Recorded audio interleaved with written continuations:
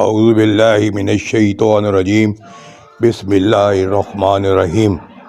والدین کے حقوق اور اولاد کی ذمہ داریاں، جس کے لکھاری ہیں مولانا ہارون معاویہ۔ یہ بڑی اچھی کتاب ہے۔ تو آج جو ہمارا موضوع ہے وہ ہے کہ والدین سے حسن سلوک کی ایک صورت۔ والدین سے حسن سلوک کی صورت یہ بھی ہے کہ اولاد اپنے والدین کی وصیتوں کو پورا کرے جو ماں باپ نے مرنے سے پہلے کی ہوں، حتیٰ کہ اگر ماں باپ کوئی نظر یا منت کر کے وفات پا جائیں تو اس کو پوری کرنا ضروری ہے۔ اس سلسلے میں ایک حدیث کا مفہوم ہے۔ حضرت ابن عباس رضی اللہ عنہ سے روایت ہے کہ حضرت سعد بن عبادہ رضی اللہ عنہ نے نبی اکرم صلی اللہ علیہ وسلم نے اس نظر کے متعلق فتویٰ لیا جو ان کی والدہ پر تھی اور جس کو پورا کرنے سے پہلے وہ وفات پا گئی تھی۔ آپ صلی اللہ علیہ وسلم نے انہیں فتویٰ دیا کہ ان کی طرف سے وہ پوری کر دی جائے، لہذا ماں باپ کی مانی ہوئی نظر کو پورا کرنا، ان کے کسی وعدے کا افا کرنا، ان پر واجب القرض کو ادا کرنا مرحوم والدین سے حسن سلوک کی ایک بہترین شکل ہے۔ وفات والدین کے بعد یا حیات والدین میں بھی ان کے ساتھ اخلاق حسنہ سے پیش آنے اور ان کا ادب بجا لانے کے زمرے میں یہ بات بھی شامل ہے کہ اولاد اپنے ماں باپ کے رشتہ داروں اور اعزاء و قربا سے تعلقات قائم رکھے اور ان سے محبت و نرمی سے پیش آئے، کیونکہ ماں باپ کے رشتہ داروں کی محبت و بامی الفت دراصل والدین کے ساتھ محبت ہے۔ نیز حضور صلی اللہ علیہ وسلم کا ارشاد ہے کہ تم اپنے آباء و جداد سے بے نیازی ہرگز نہ برتو۔ ماں باپ کا رتبہ تو بہت بڑا ہے۔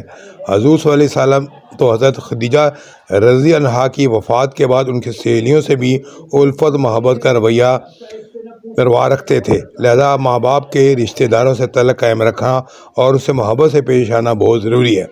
نیک اولاد کی طرف سے والدین کو پہنچنے والے فائدے میں سے ایک یہ بھی ہے کہ والدین کی وفات کے بعد اولاد ان کے لیے دعائے استغفار کرے، اور اس دعا کا ایک تو والدین کو ثواب بھی پہنچے گا، دوسرا اس میں کوئی خرچ بھی نہیں ہے، کیونکہ مردہ قبر میں صرف اپنے لیے دعائے مغفرت کا طلبگار ہوتا ہے، اور دعا استغفار سے مردوں کو عالم قبر میں راحت ملتی ہے۔ اگر عذاب ہو رہا ہو تو تخفیف ہو جاتی ہے، اگر نیک ہو تو مراتب و درجات میں اور اضافہ ہو جاتا ہے۔ حضور پاک صلی اللہ علیہ وسلم کا ارشاد ہے، جب انسان مر جاتا ہے تو کساب مال ختم ہو جاتے ہیں، لیکن 3 چیزوں کا نفع پہنچتا رہتا ہے۔ نمبر 1 صدقہ جاریہ، نمبر 2 ایسا علم جس سے لوگ نفع حاصل کرتے ہوں، نمبر 3 نیک اولاد جو اس کے لیے دعا کرتی ہو۔ اولاد کے علاوہ جو بھی شخص اس کے لیے دعا کرے گا اس کو ثواب اس کو ضرور پہنچے گا، لیکن اولاد کا خصوصی ذکر اس لیے کیا گیا ہے کہ اولاد کو دنیا آخرت کی کامیابیوں کا حقدار مستحق بنانے میں ماں باپ کا کردار بہت بڑا ہوتا ہے، اس لیے وہ مرنے کے بعد اولاد کی دعاؤں کے حقدار ہیں۔ نیز اس عمل کا اجر و ثواب اتنا ہے کہ حدیث کے مفہوم کے مطابق والدین کی زندگی میں اگر وہ شخص ان کا نافرمان ہو کر عذاب کا مستحق بھی ٹھہر جائے، لیکن والدین کے مرنے کے بعد ان کے لیے استغفار کرتا رہے تو اس کا نام فرما برداروں میں اور ماں باپ کے ساتھ حسن سلوک کرنے والوں میں لکھ دیا جاتا ہے۔ نیز والدین کی طرف سے صدقہ جاریہ کرنے اور حج ادا کرنے سے بھی عالم قبر میں ان کے مراتب میں اضافہ ہوتا ہے۔ والدین کے ساتھ قطع تعلق کرنا یا کسی وجہ سے ان سے عارضی ناراضگی رکھنا بہت بڑا گناہ ہے، حتیٰ کہ مشرک والدین سے بھی قطع تعلق کی اجازت نہیں ہے۔ ہاں، اگر وہ اسلام کے خلاف حکم دیں یا قسم دیں، کوئی خلاف شرع بات منوانے کی کوشش کریں تو ایسی صورت میں ممکن ہے، لیکن عام حالات میں ہرگز نہیں۔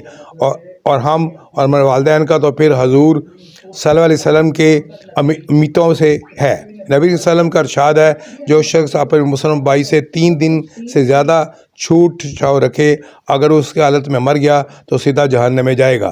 لہذا کسی عام بات میں والدین سے قطع تعلق کرنا، ان کی نافرمانی پر اترنا بہت بڑا گناہ ہے۔ اب تک اتنا ہی، انشاءاللہ تعالیٰ کل ایک نئے موضوع کے ساتھ دوبارہ حاضر ہوں گا۔ موضوع ہوگا اللہ کا عابد مقبول یا ماں کا خادم مقبول۔ اس وقت تک کے لیے خدا حافظ۔ اللہ تعالیٰ آپ کا حامی و ناصر ہو۔